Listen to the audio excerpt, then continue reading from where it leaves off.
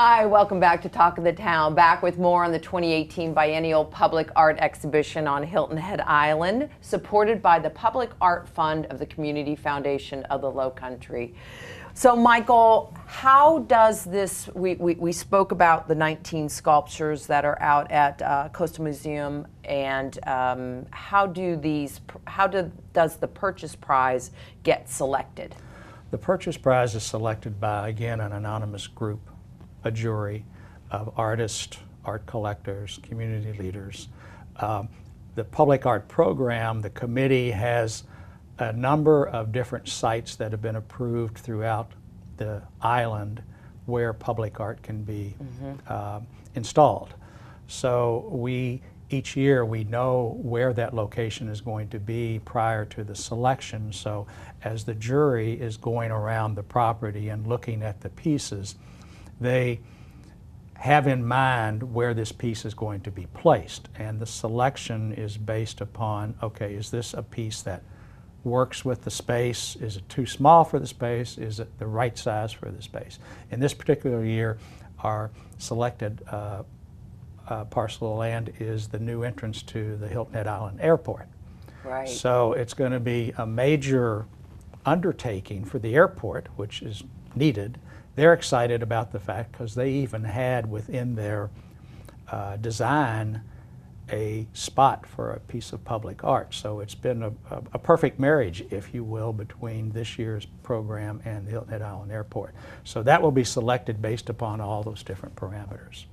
And Jean, can individuals or businesses purchase any of the pieces? Yeah, this year every piece we have displayed is for sale, even including the piece at the airport, the neon piece. And we encourage people to think about buying the piece. You know, there's some pieces that, even though the sculptures are large scale, there's still some pieces that are small enough that if you have a garden in your backyard, they might fit in your garden. Also, you know, in a lot of places, businesses will buy pieces of public art to put in front of their businesses. So we encourage people to think about purchasing a piece. We have a price list at the Community Foundation, so if somebody's interested, they can just give us a call and we can let them know what the price is. And 30% of the price goes back, or the purchase price goes back to the Community Foundation, to our Public Art Fund. That's great to know. I wasn't aware of that, so that's great to know. So how many pieces of public art has the Community Foundation actually installed around the island, Michael? Well, since we've been doing this, the first piece was the Charles Fraser piece in 2011. Then we've had four other exhibitions. We've had, four. This is our fourth exhibition. Yeah, right. We started in every 2 years. So that's 4 more pieces, but the beauty of this is that a number of the artists, when they come here and they see the space and they get a feel for the island, we've had a number of the artists donate their pieces to become part of the collection. Now they have to, again, meet certain criteria from us and from the town. So we're now up to 10 pieces of public art spread throughout the island. Our 11th will be right after the closing of this current exhibition. So, and it's kind of fun to drive around town and see these different pieces popping up and around. We don't have a lot of time, but quickly, talk about the Autocast, because if people aren't really familiar with how they can find out, you know, people are going, where is this art? I don't know where this art is. How do I find out?